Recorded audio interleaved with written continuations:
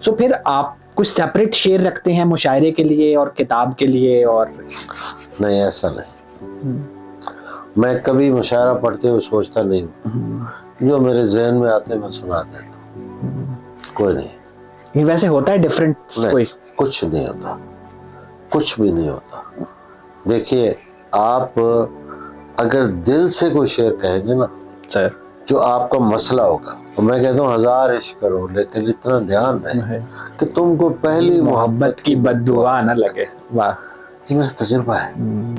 अगर वो 2000 लोगों से रिलेट करता है सर, तो उस पे आप यूसुफ साहब की सजा क्यों देते हैं हमें? सर, उनके वर्डिक्ट की सजा क्यों देते हैं? सर, ठीक है, यूसुफ साहब बहुत बड़े आदमी है, लेकिन ऐसा नहीं है।